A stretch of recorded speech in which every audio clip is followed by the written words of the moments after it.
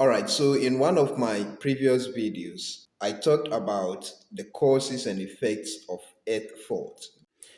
I'm talking about this particular video for your reference. After posting that video, there was a question from Seth. He said, "Good morning, sir. Please, I have experienced this situation just yesterday.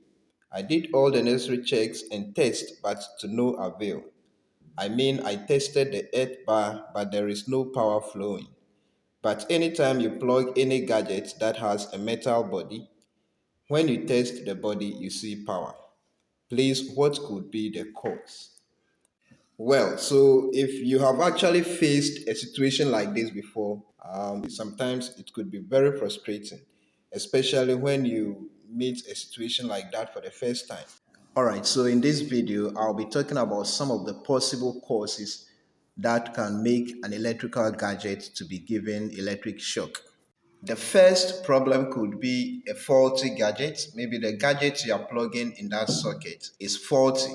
And so whenever the gadget is plugged, there is a leakage between the live and then the metal part of the gadget. That could be one possibility.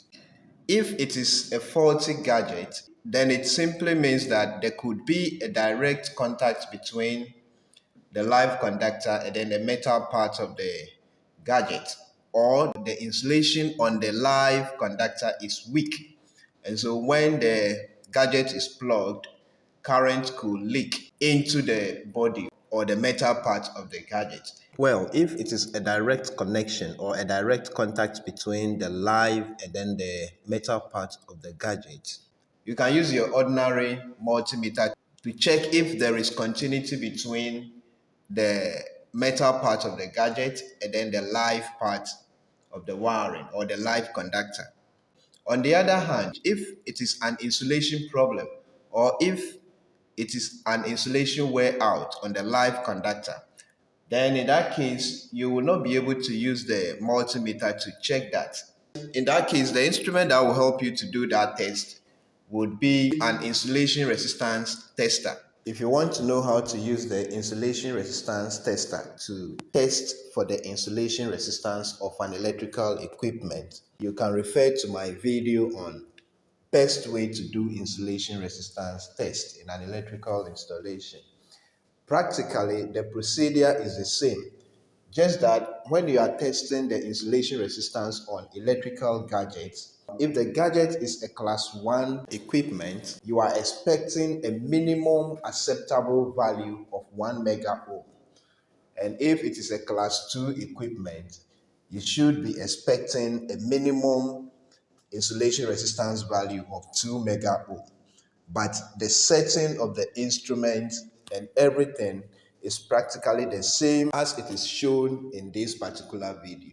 Another simple way to check and be sure if it is actually the gadget that is faulty or not is to get another gadget or another appliance and plug it into the same socket. Now, if the problem still exists, then that should tell you that the problem is not from the gadget, it could be from the wiring.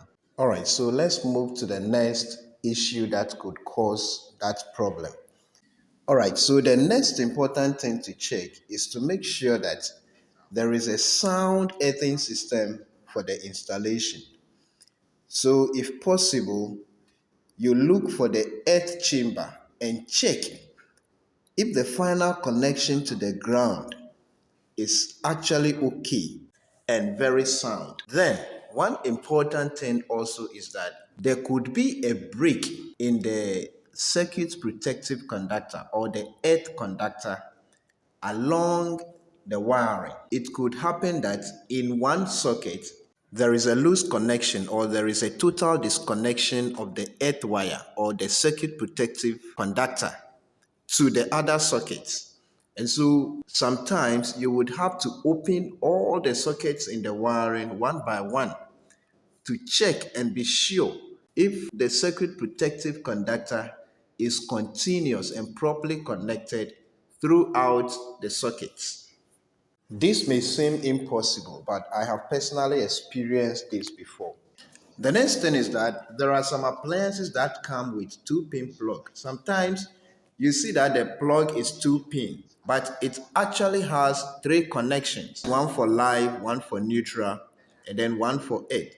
But most of the times, especially in Ghana, we normally use the 13 arm socket. When you are using this type of two pin plug on the 13 arm socket, you realize that the earth connection will not make contact with the provision that is made on this type of two pin plug.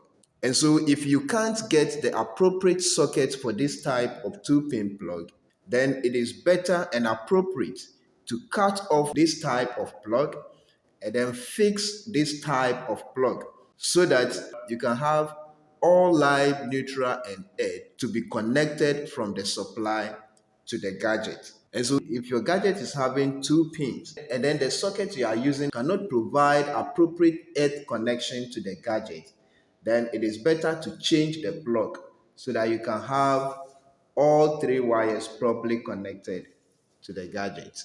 All right, so in summary, make sure that your gadget is intact, your gadget doesn't have any problem, and then also make sure that your earthing system is very sound. Your circuit protective conductor is continuous throughout the wiring, and make sure that if the fridge or the iron is having two pin plug, you change it to three pin plug, except that gadget is a class 2 equipment. I think following these guidelines should be able to help you to solve that problem.